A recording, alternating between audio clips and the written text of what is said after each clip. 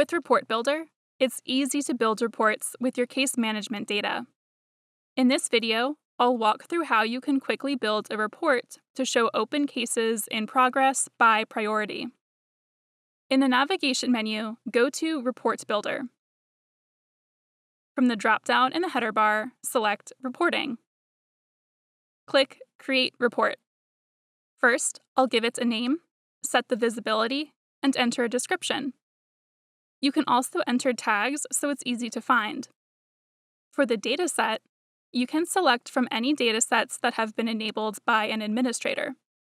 For my report, I'll use Cases.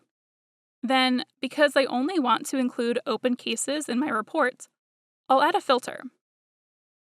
For field, I'll select Status Label, the operator equals, and select the value of the field In Progress. On the next screen, it's time to configure the report. I'll select a column chart, and then a few more configurations appear. I'll start by selecting which values should be the X and Y axis. For the X axis, or column categories, I'll choose Priority Name. The format should be text, and then I'll change the label to Priority.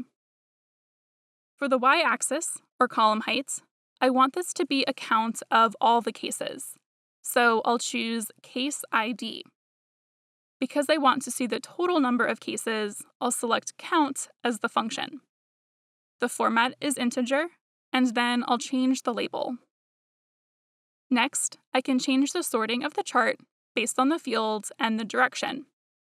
In just a few clicks, I have a report. Before I finish, I can configure how the report is formatted and styled. It's easy to adjust the chart height, stacking, and styles. You can also select a grid that's already been built to drill down into the data further and set a data limit. I'll add a reference line for the target maximum number of cases for each priority level. To do so, I need to set a value for where the line should go on the chart. And then I can change the color and style. Finally, I'll select a color scheme for the chart.